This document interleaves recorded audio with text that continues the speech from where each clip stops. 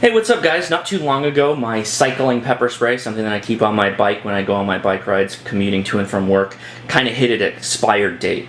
And what that means is that the propellant and some other stuff in it have expired, meaning they're not as good as the manufacturer recommends. So I started looking for a new model, and one of the items that I was looking at was this Mace pepper gun.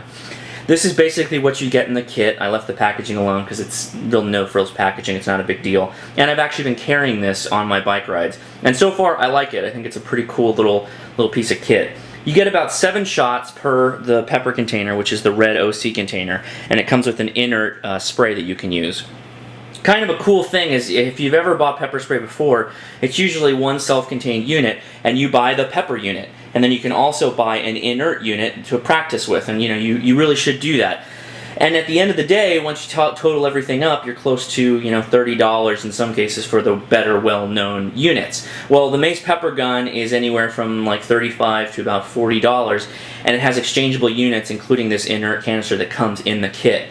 This is empty right now, and you kind of notice it reminds you like of an M79 grenade launcher. It has a trigger, and when you pull the trigger, this little LED light shines. Now, it's kind of, I'd say it's a novelty more than anything because it's actually not that great. It's just one single LED bulb, and if you want to deactivate it, in case that's something that worries you, you just take a coin or something, and you can screw out the battery, and then you're good to go. Operation couldn't be simpler.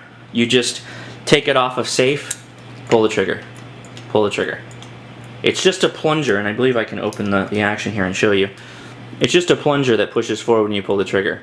And what that does is it pushes the base of the can into the firing chamber, like so, like that, and basically squirts out through the little nozzle opening. So what it looks like to load, and I will be using the inert canisters for this. Take the inert canister. The nozzle has a pre-set up dome that fits.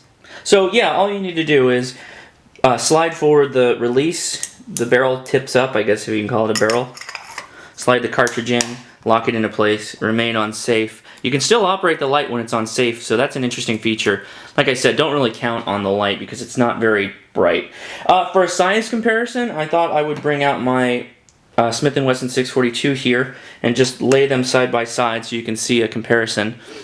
Now the weight difference, the pepper gun is much lighter than the 640, but not by a whole lot. You'd be surprised. They're pretty close in weight and size.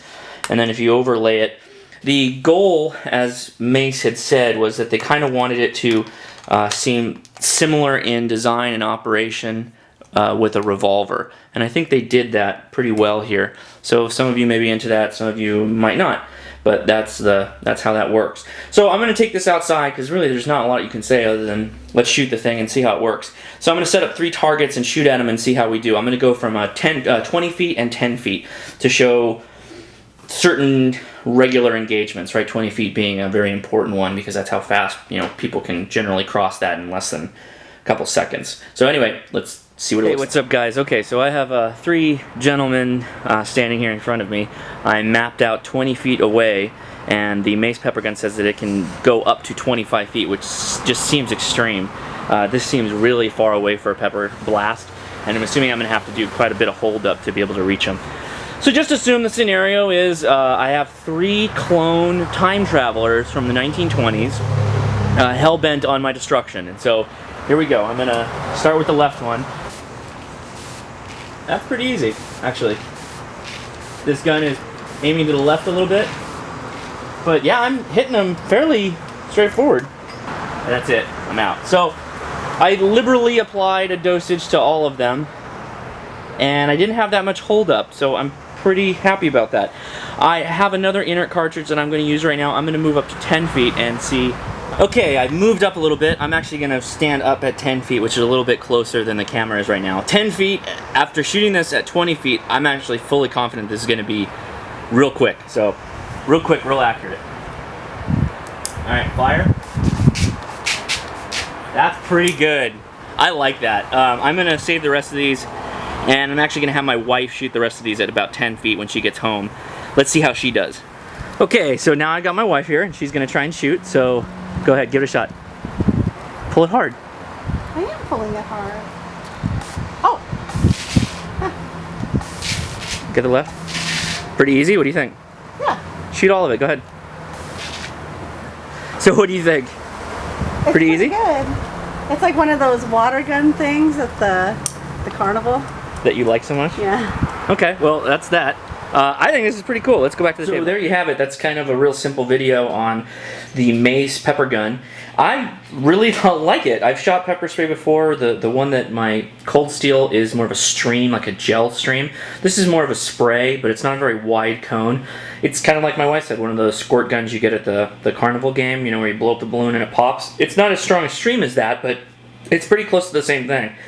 Pointing, it's really easy. It's a real natural point and shoot. You saw her. That was the first time she pulled the trigger on it, and she was right on target at 10 feet, no problem, and a target that's roughly the equivalent of a human male. So, big points for that, and I'll post a link to the bottom. You can see it on Amazon or wherever and look at the reviews that are there. Cool little device. It's, like I said, it's probably going to be about $32 to $40 depending on where you find it. Amazon has it for $32, and they have... This is the navy blue model. They have a pink model. They have a light blue model, and then they have a flat black model, which I think looks really good, but the odds of that looking like a real gun when I'm riding my bike around is probably a little too high. They also have a outdoors model, which is like a mossy oak camouflage. So pretty cool, and check it out. All right, guys. See ya.